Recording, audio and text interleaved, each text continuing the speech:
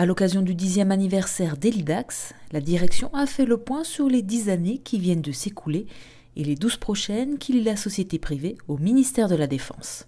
Elidax, c'est une société qui a été créée en 2008 pour répondre au partenariat public-privé lancé par le ministère de la Défense, qui consiste à fournir des heures de vol d'hélicoptères pour les élèves pilotes de l'école de l'aviation légère de l'armée de terre, qui forment également les pilotes des autres armées, ainsi que les pilotes et instructeurs belges. Il y a 10 ans, c'était le premier partenariat public-privé du ministère de la Défense. Ça ne se faisait pas.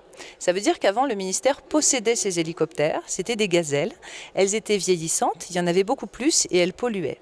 Et elles faisaient par ailleurs beaucoup de bruit. Il a été décidé par le ministère, c'était une décision très courageuse et c'était une vraie innovation en termes de fonctionnement de l'État, de faire confiance à un partenaire privé à la suite d'un dialogue compétitif, c'était une vraie compétition entre plusieurs consortiums industriels, de confier à un opérateur privé l'acquisition et l'entretien des aéronefs. Donc aujourd'hui, les 36 hélicoptères blancs et rouges sont possédés par la société Elidax et c'est Elidax qui les entretient et qui garantit que tous les matins, ils seront sur la piste, prêts à accueillir les élèves pilotes des armées. Les 72 salariés d'Elidax fournissent 22 000 heures de vol par an à l'EALAT de Dax, qui forment chaque année 80 pilotes d'hélicoptères, un bilan très positif pour la société privée. C'est une grande fierté parce qu'on a su répondre aux besoins opérationnels et surtout parce qu'on a su faire preuve de flexibilité. Parce que vous imaginez bien que pour les forces armées, prévoir son besoin en heures de vol sur 22 ans, ce n'est quand même pas aisé. Donc le ministère évidemment évolue dans ses demandes et le rôle d'un opérateur d'un PPP, c'est de savoir s'adapter à cette demande-là.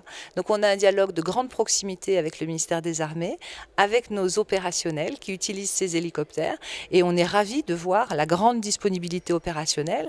On a 90% de disponibilité de nos aéronefs. C'est inédit en matière de disponibilité aéronautique et on satisfait 100% des objectifs de l'État. Donc pour nous, c'est un vrai bonheur, une vraie fierté. Ça a énormément de sens. Et je dois dire par ailleurs que c'est une vraie relation gagnant-gagnant. Sachez que quand la base école est fermée, les hélicoptères d'Elidax ne restent pas au sol. Ils sont utilisés pour des missions tierces, pour d'autres activités.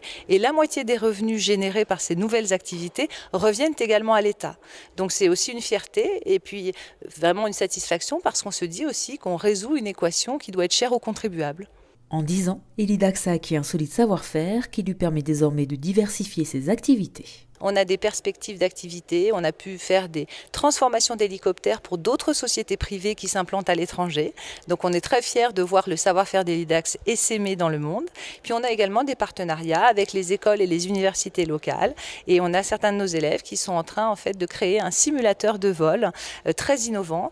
C'est une vraie finalement insertion dans le tissu économique et éducatif local dont nous sommes également très très fiers.